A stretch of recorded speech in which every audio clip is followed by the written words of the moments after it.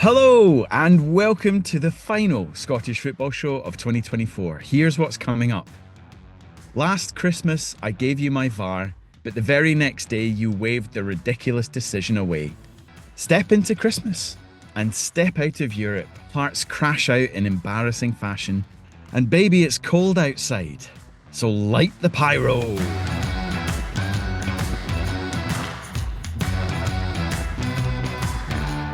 Hello, yes, welcome one and all to the Scottish Football Show. My name is Findlay Marks. I'm head of creative at Melbourne FC here in the future. I'm your stand-in host once again this week.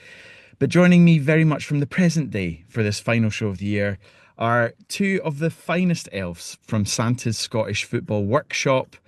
It is firstly TNT's senior producer Laura Brannan and football commentator Calum Brown. How are we both? I'm quite disappointed you didn't sing those headlines, Finn. I don't think anybody wants to listen to me trying to sing those terribly contrived things. I felt a bit like at the start of Love Actually, where Bill Nye tries to squeeze that extra words, Christmas is all around. It's a bit like that. I mean, he wasn't talking about VAR or anything else like that, but there we go.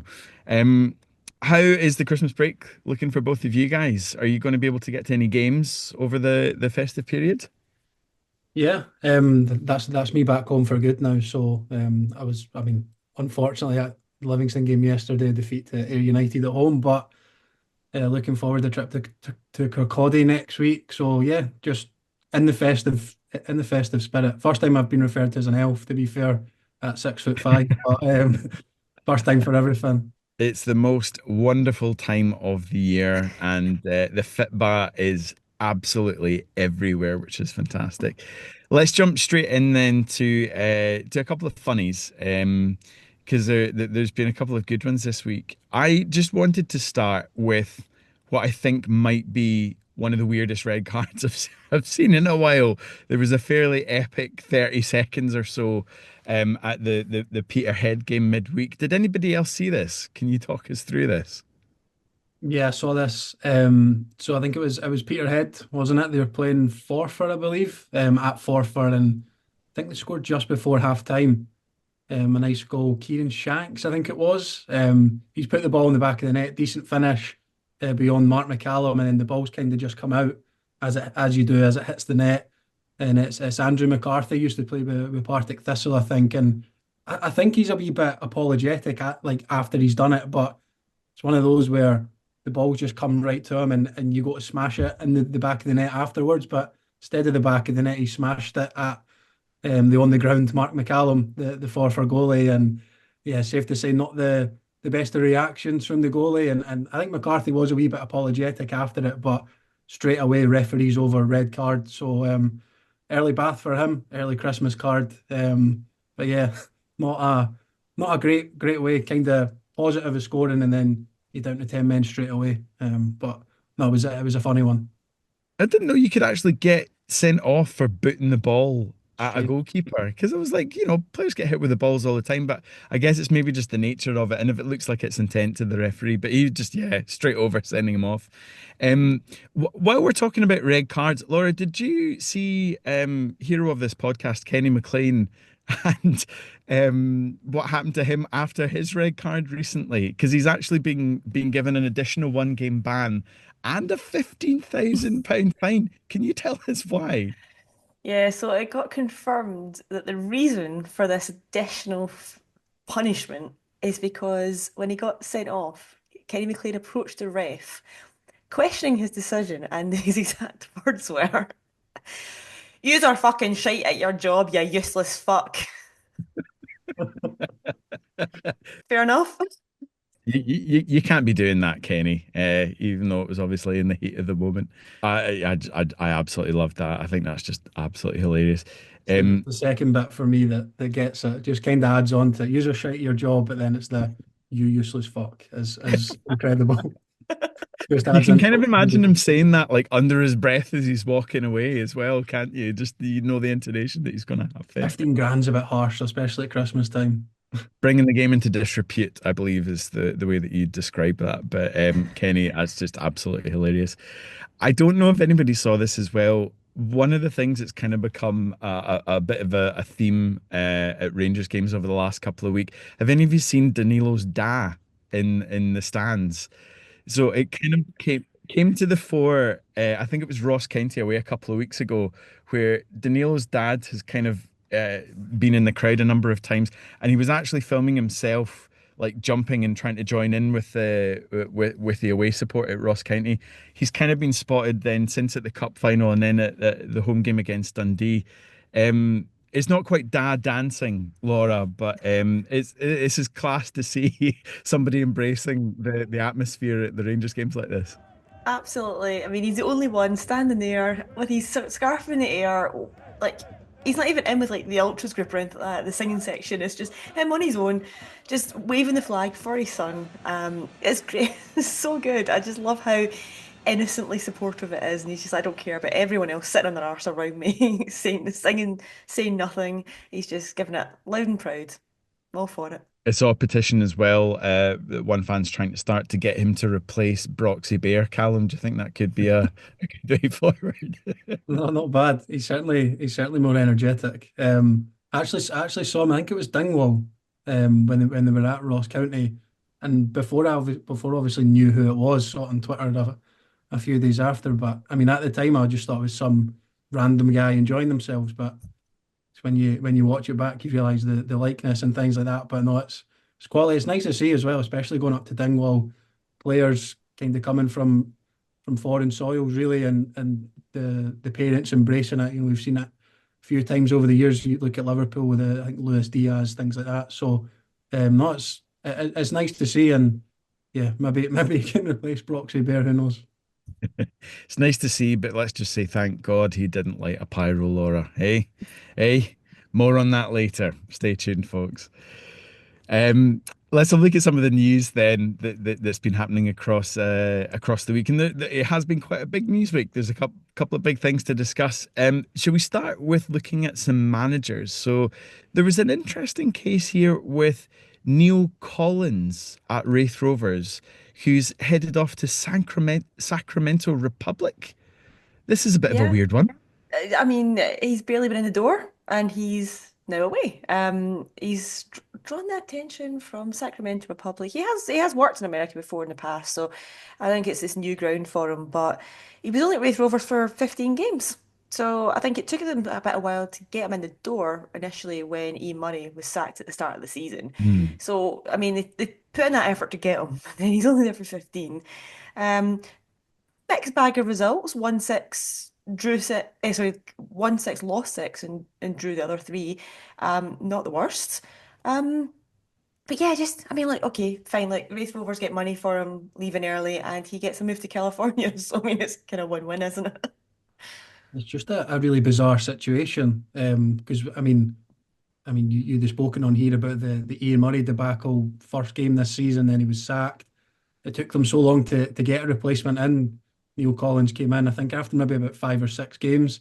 Because as I say, it took so long for them to find that Ian Murray replacement. You'd have thought if they'd have sacked him, they'd have had somebody lined up and ready to go. But a month later, Collins comes in, and then he's back off to America, come in from Tampa Bay Rowdies, I think, and then yeah, it's just a bit of a strange one. Obviously, Raith now going to be on the third manager, and we're in December, so hopefully not a new manager bounce as they play Livingston next week. But very very odd. Feel for the Raith fans, especially a team that I thought at the start of the season could have been challenging for the title.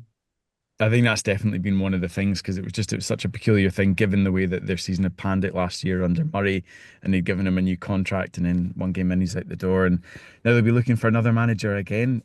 One interesting stat just while we're still on managers that I'd seen this week. This is something that you brought to our attention, Laura, but following the news last week, obviously Russell Martin was sacked by Southampton after they were scudded by Big Ange's Tottenham Hotspur. It's meant that this weekend, it's the first time in 132 years that the top two divisions in England have not had a Scottish manager in the dugout. Oh, When you look back in some of the incredible names that have been in the English game and won titles and everything over years. Ferguson, Moyes, Dalglish, Graham, Shankly, Busby, Souness, McLeish.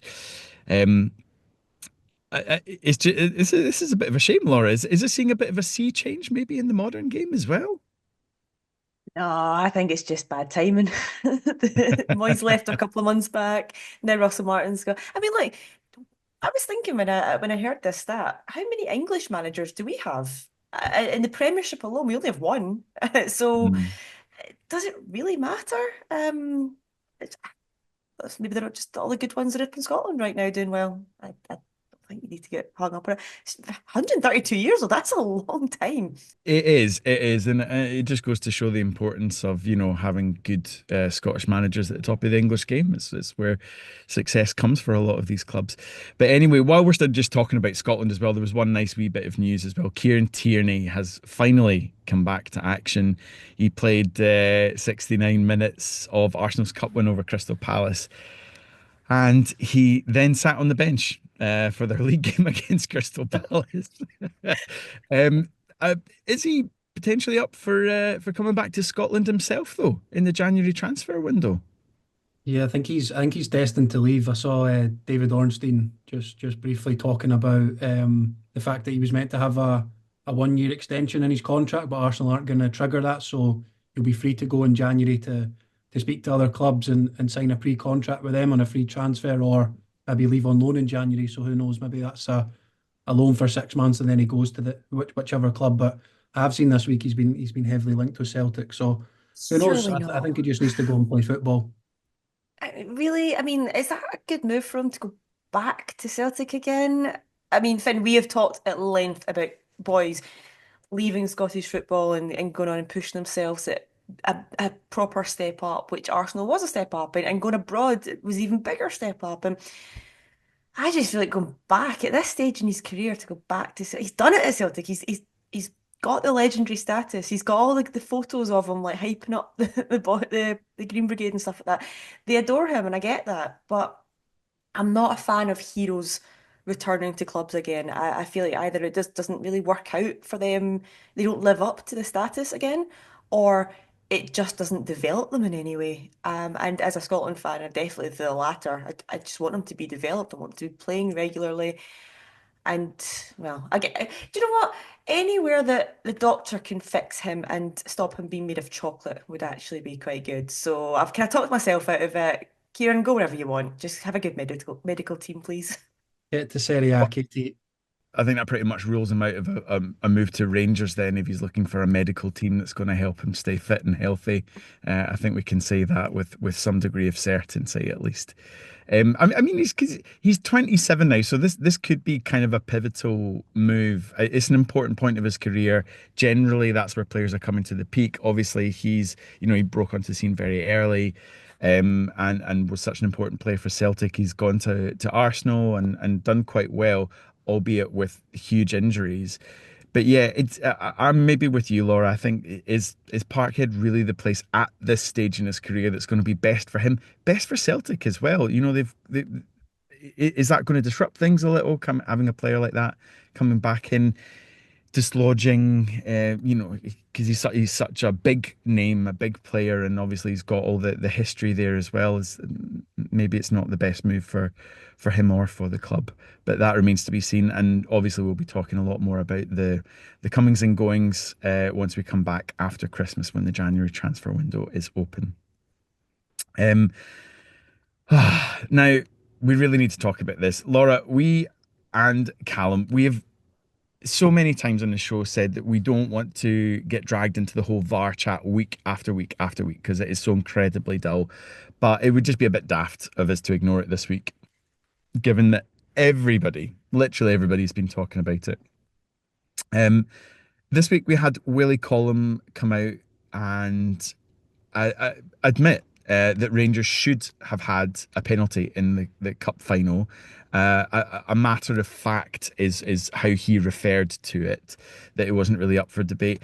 And then also just a couple of days after the cup final, we had one of the most bizarre, uh, VAR instances again with the red card in the Motherwell game. And we even had national sweetheart John McGinn coming out, taking a bit of a dig at VAR and the officiating this week.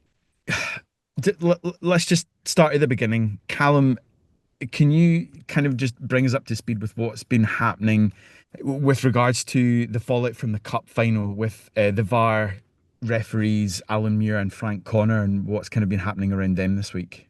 Yeah, well, I believe they were dropped for this weekend. Which, I mean, I think if a player makes a big mistake, a high profile mistake in a big game, or goalie makes a blunder, they're probably dropped for the next game. So it was probably fair for the officials to have been for this weekend. It is a bit of a blunder. It's the challenge, sorry, between Tierney and Scales. It's actually inside the box or on the line, which means that it's inside the box. Willie Collum, to be fair, has come out and not criticised his fellow officials, but he said, look, they got it wrong, and held his hands up as sort of the head of referees. And quite a good show with him and Gordon Duncan that they do with the SBFL, the VAR review. It's quite a good thing. First time we've really seen it, where Willie Collum will come out and they'll show the video, we'll hear the VAR audio, and yeah, it's just it doesn't make for a good look though. Those VAR officials, it's just a clear error. They try to kind of make the decision quickly without kind of looking at it thoroughly, and yes, it's one that they've got wrong. I think for me, a genuine kind of honest mistake. We see all these kind of conspiracies and things all the time, but I think Willie Collum's comments are fair. Just saying that they got it wrong, and if you go listen to that show, he explains the decision, what should have happened, what the officials did wrong, and yes, a good insight into a referee's mind. But officials have got to be held accountable. It's a good thing. We've spoken. I mean, personally, I've spoken for years about if a decision goes against your team, you're wanting to understand why, if they thought it was the right decision, and for that to be explained to you, or if they come out and hold their hands up for years. I think, to be fair, in my opinion, I think referees do get a really hard time, but when they make a mistake, they've got to be held to account, and maybe for Rangers fans, whatever apologies or explanations won't mean a great deal. But I think it is good, as I say, that they're held to account and probably punished for their mistakes, like a player would be if maybe they were sent off, or, as I said earlier, missed a penalty, made a mistake, etc. I do like how Willie Collum's sitting there saying, we won't make this mistake again, and this will never Yeah. happen again. And it's like, 5 days later, we have two major incidents in the Motherwell Kilmarnock game, and we're all still talking about it, and it's just never going away. Dan Casey reacted to Danny Armstrong, and he kind of goes to kind of push him and kind of grabs at his shirt a bit, and it's just a tussle. But I think it's because his hand kind of goes up to his throat. That's when Craig Graham deems it as violent conduct. It's an extreme jump you make to that being a straight red. But the thing is, his VAR advised him to go and look at it again because they deemed it as a mistake and they thought he should go and review it and overturn it. He then goes and reviews it and goes, actually, no, I'm sticking with my decision. So yeah, all four refs standing by their decisions, but they need to still be right at the end of the day. That was a bad one. And obviously, Kilmarnock as well got kind of done out of a really obvious penalty as well, Yeah. which I think was harsh. It was Lyons get taken out by Andy Halliday. I think he stood on his actual foot, but I mean it was a question match in the box because two boys went in at the same time and there was a bit of a mess. But yeah, I mean with Lyons going down like that, they should have had the penalty as well. So for these two things to be happening so soon after the cup final debacle, it's not a great light for the rest right now. I think, sorry, just on the Motherwell Kilmarnock decision, the Dan Casey one. Obviously, we spoke about the cup final there, and it's not a subjective decision. It's the wrong decision, but I think that's one that you could, not to say forgive getting wrong because it's a wrong decision.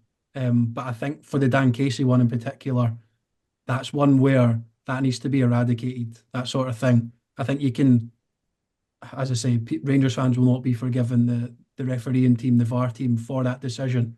But it's one that I've seen other people look at and go, well, is it inside, is it out, etc. The Dan Casey one is baffling. Like that is a real, real problem in football if we're going to give red cards for that. That's something that, I mean, I didn't have a horse in the race at all. Similarly to the cup final in Motherwell Kilmarnock, and even I was sat at home watching Motherwell Kilmarnock Friday night, going, "What is going on?" Similar with John McGinn. Obviously, we worst decision I've ever seen in my puff, and then he goes, "Must have plugged the UFC into the telly." When the referee went over, as you said, the VAR team actually made a good call. I think was Chris Graham the referee, and VAR team have told him to go over like probably in his ear. Like, what you doing, mate? Like you've made an error here.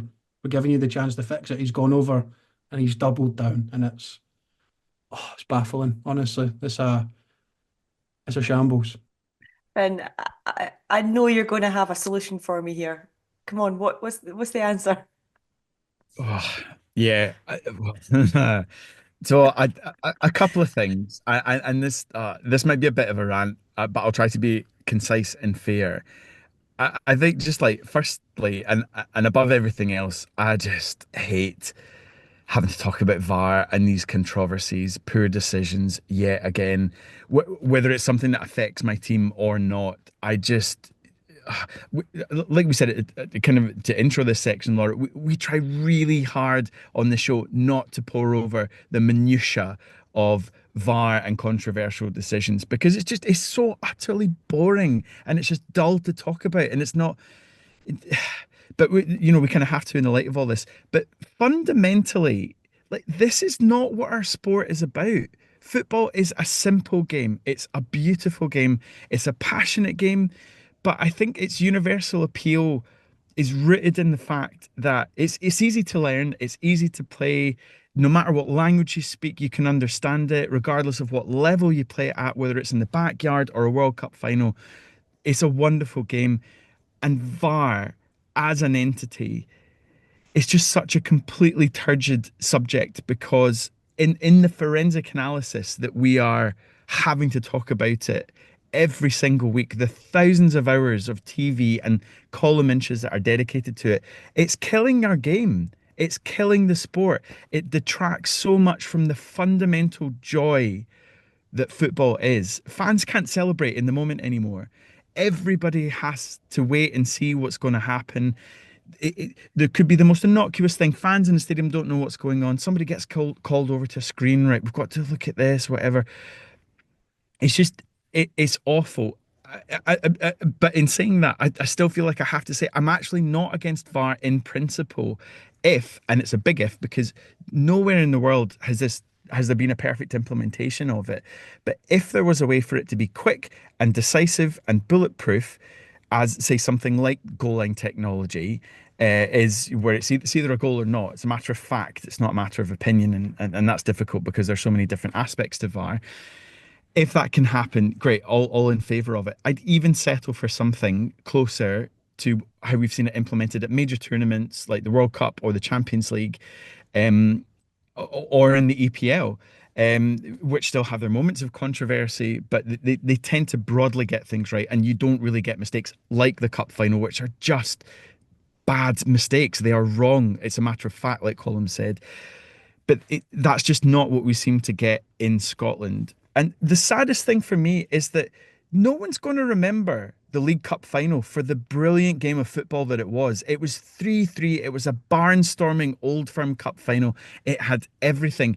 That's not what it's going to be remembered for. It's going to be remembered for that was the cup final where the VAR refs didn't give Rangers a penalty and they were cheated or no they weren't. It was a whole thing. Whatever side you're on, it's just, that's what it's remembered for, and that's ruined that cup final.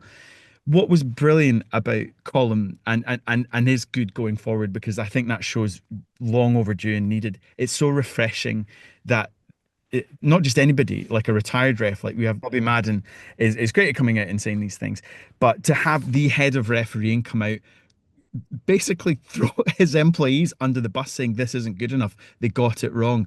I think that's a breath of fresh air. But like you say, it can't just be, well, it's a mistake, and then nothing happens. Because look, a couple of days later, the exact same type of things happening. There have to be lessons learned. Ultimately, to answer your question, where do we go? I think we need full-time officials. I don't see how this gets any better without having professional officials trained to a level where they can enact it the way that we've seen at top tournaments and in more in bigger leagues. It's a hill I will die on. I can't see how we can continue with amateurs doing something in a professional sport where they are not at the same level of the players that are round about them. I just can't see that ever getting better until they're professional. That's interesting. Like, I know you've talked about full-time refs so much, but then there's an argument there to have full-time VAR officials who are fully trained, have maybe done it in the past, have actually been out there on the pitch, but they don't have to maybe necessarily spend their time keeping up their fitness, which is what takes up so much of a referee's time, part-time or whatever. A full-time, I say full-time, but then they're sitting in a VAR control room on a Saturday, maybe a Sunday. It's not quite full-time, but there is an argument there to have somebody there that's dedicated. I think that's a fantastic shout, honestly, because what you're what you're basically saying is somebody might be a good ref but a bit of a pie. So why don't we get them in the bar room? But why not? Like that surely that should be where the game's going. Like you could very much be an on-field referee or train as a VAR referee. So you might not have the physical attributes or the time to be able to do that.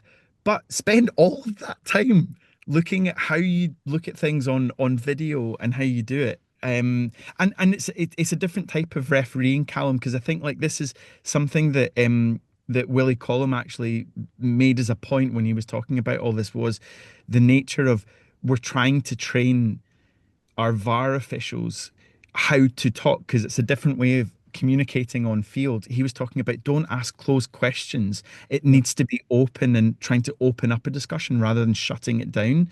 Surely that's another way that we have to be looking at dealing with this with VAR refs too. No, absolutely. As you say about the closed questions, it's about trying to help the referees. Like if that had, if that's something that a referee got wrong without VAR, it's maybe understandable. But the fact you've got a couple guys as well that are watching replay after replay. I mean, I said at the time watching in the living room with a couple of beers, saying, "Look, I thought that was a penalty. Is it maybe worth looking as if it's in the box, not drawing lines as such because it's not offside, but it's something that me with the naked eye spotted. So why are guys in a room dedicated to their craft not spotting that? It's a challenging one, and but I do agree full time officials would help. It's again, it probably in Scottish football comes down to the money aspect, unfortunately. I think so. Let's put a pin in this chat here then and move on to something a bit more upbeat. Let's talk about Hearts getting knocked out of Europe, shall we? Let's talk about shitting the bed against some Moldovan farmers. Oh dear. It's such a Christmas cheery episode today. So, like, let's just go through it. Hearts, they finished 25th in the Conference League. Of course, the top 24 go through, and they were the one team on 7 points that didn't make it out the league stage. Um, it was a heartbreak for Hearts, like the late penalty for Petra Cub, coupled with not just one but three late goals for Bakatopola against Noah. Saw the Jambos go out on goal difference essentially, despite winning their opening two games. Now, I mean, where does this leave the coefficient? Because Laura, I'll throw this one to you. But what's kind of what's going on? Where does this leave us with the coefficient? Not a great place to be honest. So Gavin from the Scotland Coefficient Twitter account we had on a few weeks back. Great source of info. He was saying that Hearts, after the first two games, so they won the first two games, they were given a 93% chance of progression after like into the knockouts. Okay, they kind of stumbled a bit after that, but their chances actually never dropped to below 80%. They were on a really good, like they were going for it. Um, where they are now, I mean, they've missed out on €800 just from that game alone, just from that result and going through. They will, uh, selfishly, Hearts as a club will do well out of it because they are in group stages, the now known the league phase as it is this season. Um, they earn almost 5 million. which is more than what Celtic got for winning the league last year. So they are financially very actually well off as a result of this Mm. campaign. But in terms of the coefficient on the larger scale, even if this was something, if you didn't hear a few weeks back, we spoke to Gavin at length about the coefficient and what the teams in Europe are doing for the country. And there's this magical number of 12, and this is what we're aiming for is 12 points. Sorry, 12th place. And we are kind of around the kind of 15th to 17th mark, and it's going to be very difficult now to reach 12th with Hearts going out. I think even if Celtic and Rangers both win more games from the knockout phases, the league phase in January, it still leaves us short of what we need to get into 12th. It's kind of it's a letdown because what the third team doing so well has done in recent years, and especially if Hearts had gone on to progress into the knockout stages, is guarantee that the Scottish Cup winners, or as a result of if the Scottish Cup winners already qualified, the third place team in the league would then get automatic group stage football in the league phase because they go in the Europa League playoff, and then they are guaranteed Conference League as a backup until after Christmas, or until Christmas in this case. With Hearts failing to kind of help us with the coefficient and going out, and now we're kind of struggling to get that 12th place. It looks like that's not going to happen. This season will be the last one in a long time this happens. So yeah, we're enjoying possibly 5 this year, heading into Europe come July, but that's not going to be the case for many years to come afterwards. It's really disappointing. I think, especially given, it was at home, they were leading. It was against the team ultimately that finished bottom of the Europa Conference League. They were not a good team, and yet somehow Hearts contrived not to go through. It's a warning sign as well for Celtic because they Mm. are going to be looking to play young boys in the next match day, middle of January. Young boys, they're doing so badly right now. They're the whipping boys of the Champions League, and that complacency might come in a little bit there because Celtic can't go into it and go, oh yeah, we'll win because they're on a bad run and we're at home and such and such. That's the lesson there. You have no matter how bad you're doing, you're still a team in Europe and you're there for a reason, so they can always pull out the bag when you least expect it. Exactly. No easy games at this level. So goes the cliche. And for Hearts, Callum, no easy games domestically either. I mean, what's the assessment on Critchley so far? Because there's not really been a huge upturn in Hearts' fortune since he came in the door. Yeah, I mean, first of all, just on the European match, I mean, beggars belief. I was sat watching the game again, just wanting Hearts to do well, but far from a Hearts fan, and you just sat. They went 2-1 up, and it's like, right, okay, panic over, come on the coefficient, etc., etc., and then that late penalty. I think it's a team third in the Moldovan league as well. It's really frustrating, and it's a bit embarrassing for Scottish football. On a more positive note, James Wilson, I believe, became the youngest ever scorer in the competition. So, bit of a positive at 17 years of age. And a bit of a positive for Hearts today. A good win at home to St Johnstone gets them out of the relegation zone. Critchley's been a bit hit and miss. I actually did see a stat today, though, a surprising one. So I'm just reading it here. Took over in mid-October. Only Celtic, Rangers, and St Mirren have picked up more points than Hearts in the Premiership since then, with 14. So took over when they were on 2 points from their first 8. That's them up to 16 now, and in 10th position. It's far from an achievement. Don't get me wrong that the Hearts are out of a relegation playoff spot, but that's them off bottom going into the derby. Hibs have picked up as well. It's set up for a cracking game on Boxing Day. You would hope for the Hibs neutral. absolutely busted my coupon on Saturday as well. Yeah, no, I took So thanks Aberdeen for as that. well. Yeah, took Aberdeen as well. But no, I look at that stat there and you go, I mean, fair play. There's only 3 more teams that have picked up more points, but you look at the European run. I think what would it have been? I think Liam Fox got the first couple of 3 points, I believe, and then Heidenheim they lost at home. Cercle Bruges was a very very average side. I thought thought Kelly gave them a better game in the qualification kind of phase. And Shankland misses that penalty. They Well, that was then a game changer. I feel like if yeah, Shanklin had got that penalty, how much that could have pushed them on. It's all kind of sliding doors, isn't it? Copenhagen, But you can forgive a very good side. I think it was only 2-0 the defeat, but yeah, it's just the game on Thursday. That's where you question, the manager. But I suppose if you look at it, it's not his squad as of yet.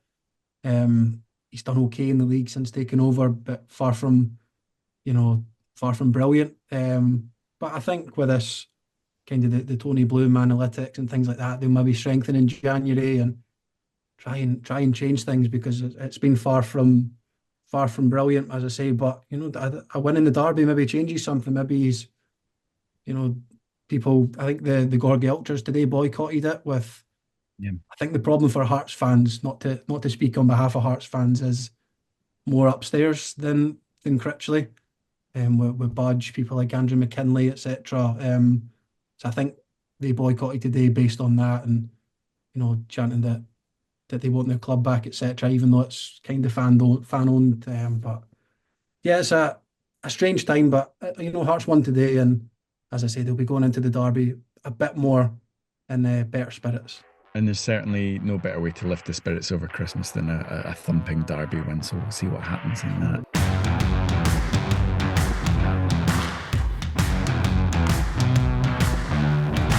Football, bloody hell.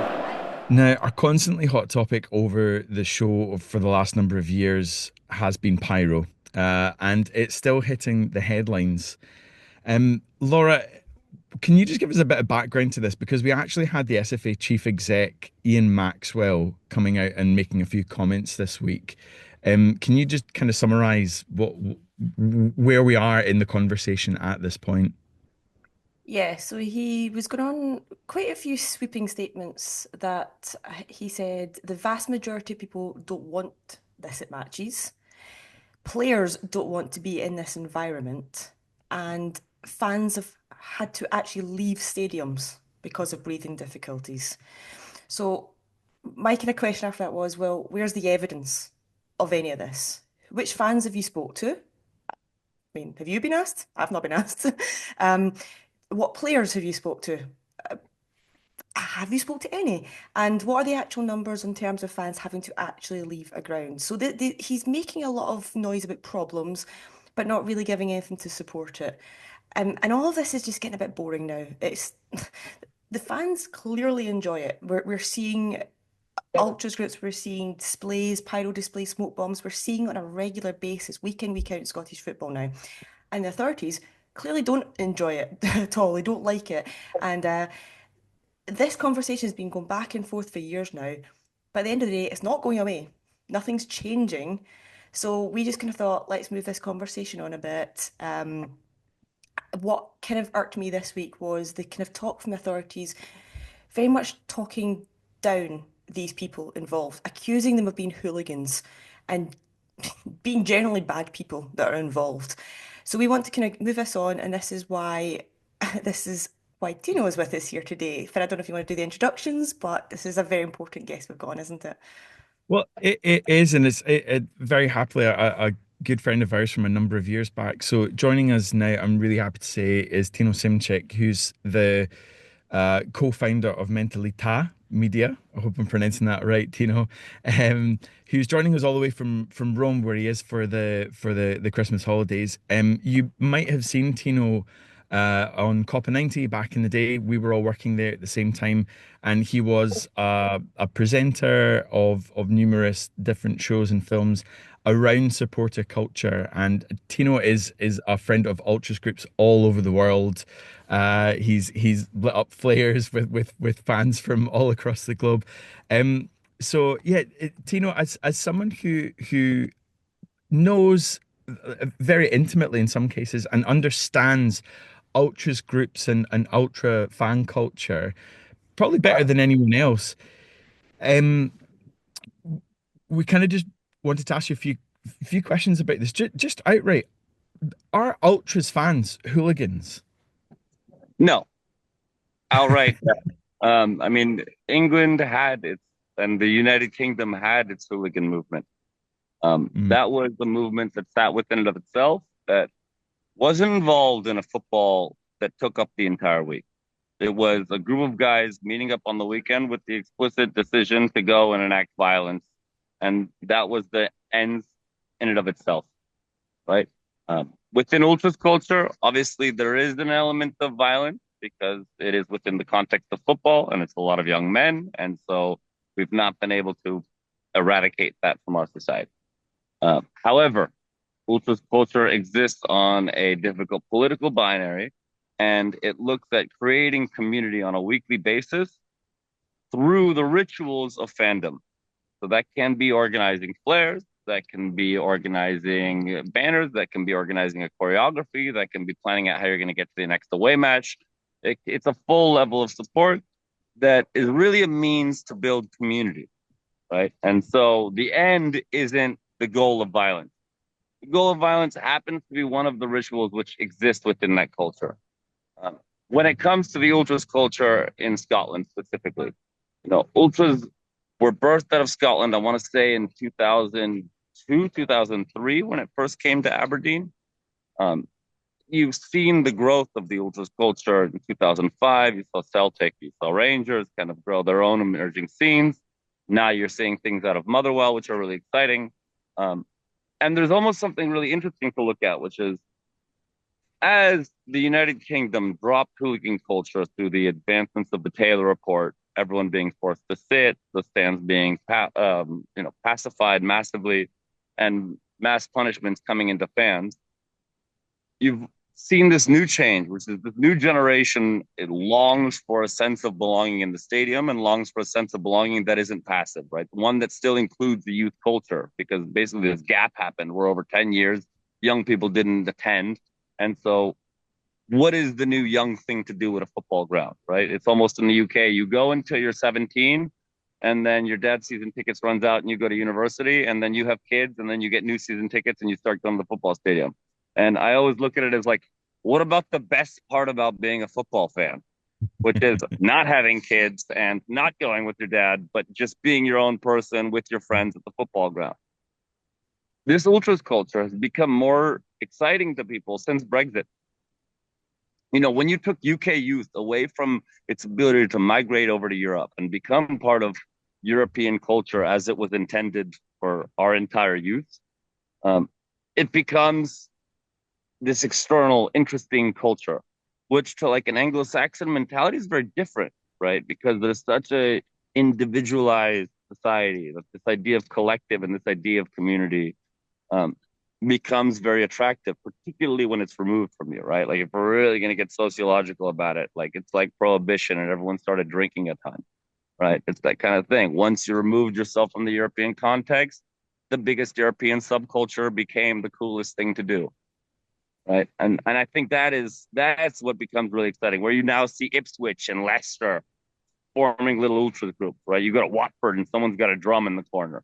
These are newly emergent things. Now, when it becomes Celtic and Rangers, you've got two teams who are constantly comparing themselves not to Scotland. They're comparing themselves to the European counterpart. Right. And so how do you then create that atmosphere that feels like and looks like those European counterparts? That's the goal in question here. Obviously, within the UK, this is something so new. It's something so disruptive. But at the very nature of it, tell me who in the world has ever seen legalized pyro as a nice and good thing? In what context can you possibly have a conversation with the fireman saying, you're going to have to accept us lighting 300-degree flares at random moments, which will be written to people we don't know, many of them under the influence of alcohol, and it's going to work out? Like, you can't really, as an institution, say that's okay, because once a year, a 5-year-old might get hurt, and that will happen. So the case is not like, I'm sure the person who Laura was referencing from kind of the Scottish footballing system has some point to be made, which is I'm sure people have suffered asthmatic attacks or whatever, but it's not brand new. Asthma didn't happen yesterday, guys. Like the football stadium has always been this kind of boisterous space, and we've managed to manage it. At what point are we overcorrecting? And at what point are we pacifying every element of society so extensively that like I'm living in bumper car world? Like sometimes cars crash. Put on your seatbelt, right? Like know what you're getting into.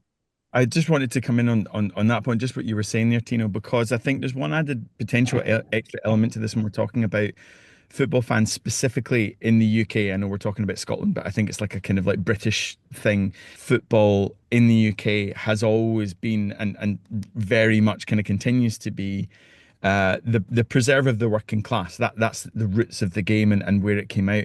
And the way that football fans, working class sports fans, tend to be treated, we've noticed, compared to, say, for example, rugby fans, which is seen and portrayed very much as a middle class sport, that they're allowed to drink at alcohol games, whereas football fans are not. All of this kind of stuff. Is that potentially an added element to the whole argument of, like that football fans are kind of like seen as kind of like kind of scum or something compared to other types of sports fans I in you? think yes, there's that added element, for sure, right? So there is an inherent prejudice on football fans, which is football fans um, will go over the top with the rivalry. They will get violent more readily than rugby fans will. Um, but I think, so yes, there's a prejudice that exists there. There's a latent prejudice, but it's not exactly disproven, right? Like it is it is more violent. It does carry with it all of these latent tensions. Now, what's the role of the state to dictate whether these tensions can get played out or not within the context of football? And what's the role of the state to actually deal with the reality of these tensions, right? So if Rangers and Celtic are smashing each other up in a shopping mall on a Saturday morning in front of a bunch of people, um, the question doesn't become how do we deal with this group of Rangers and Celtic fans. I was in Glasgow in 2023 at the September match, really early in the season derby that you guys had. One thing that I found interesting doing a documentary there, which is yet to come out on the Brazilian channel Peleja, is there's been a reduction in people going to hospital over football violence since the ultras groups have emerged. The violence is always there, but the violence is now has a bit more order, comes from a tradition of an acceptable violence.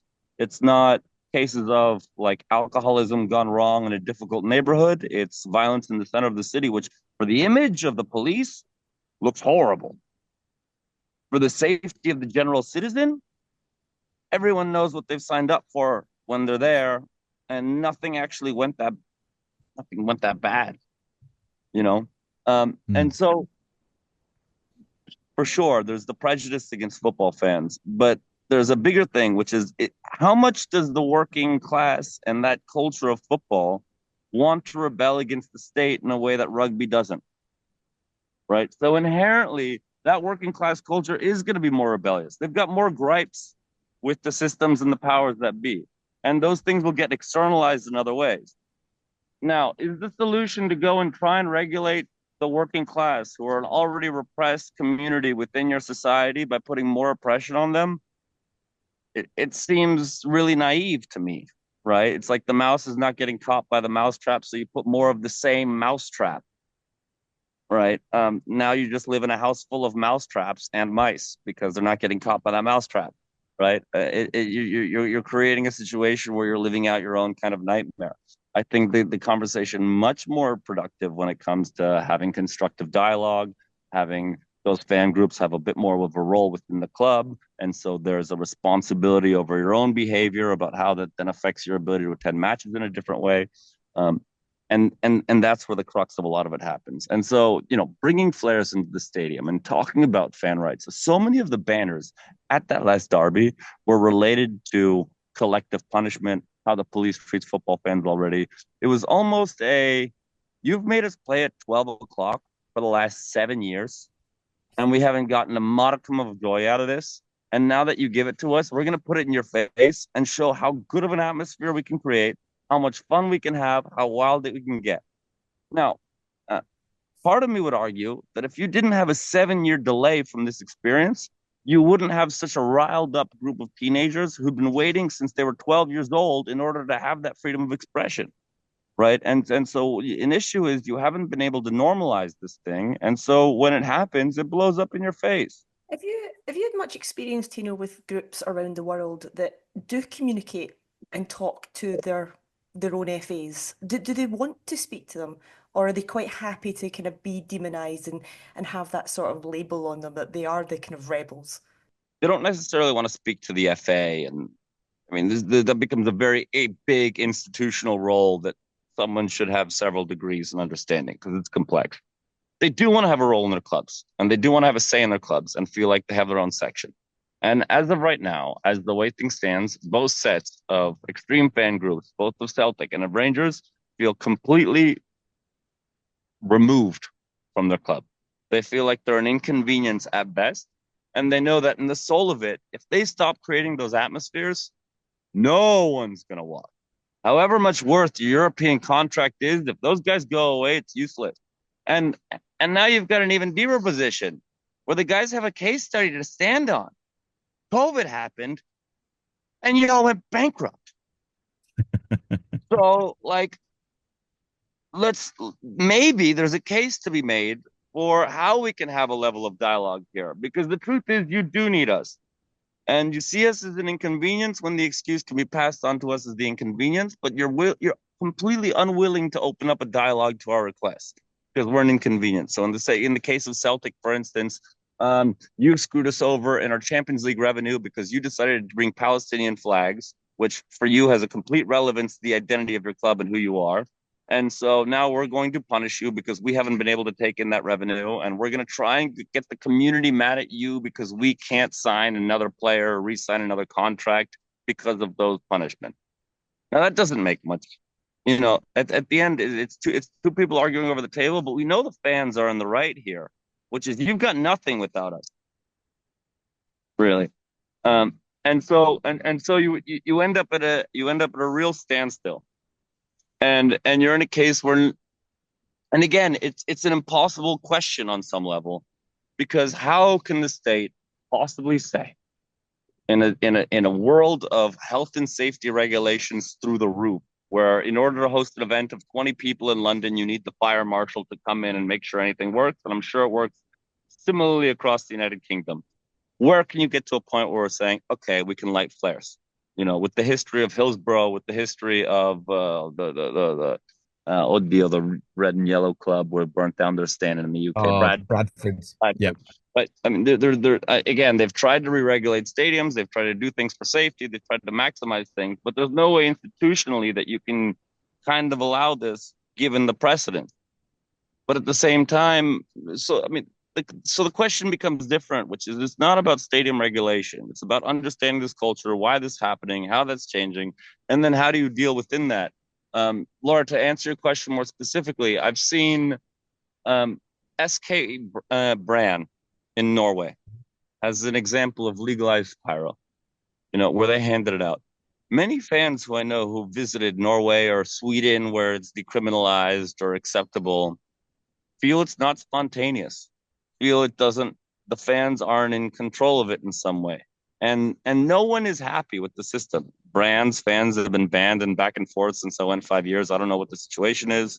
In Sweden, I made a documentary 5 years ago where the fans were thrilled with how their situation worked and the police cracked down on them. And now the FA is mad at the police for the crackdowns. No one has found a happy medium in this. But I don't think the answer lies in how do I regulate people in the stand?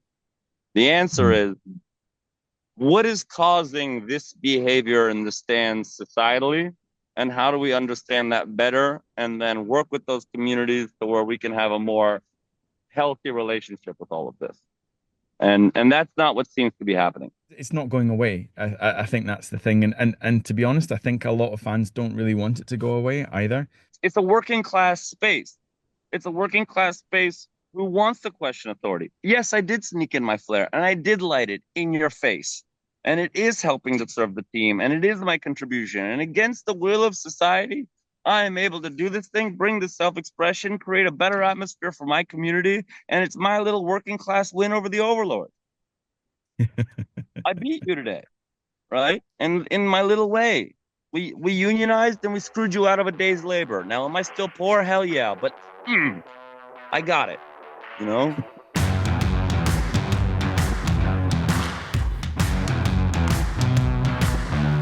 Well, that's all we have time for this week on the show. I know we have time for this year. My thanks very much to Calum and to Laura for joining me today. We hope you've enjoyed the show, all the stuff that we've done over the course of this year, over the course of the season so far. We'll be back in the new year, probably talking about the January transfer window as it slams open and then very quickly slams shut again. And we'll be going through all the ins and outs and all the other nonsense that's been going on in Scottish football. Until then, may we just wish you a very Merry Christmas and a Happy New Year. And in the meantime, just go and listen to something else.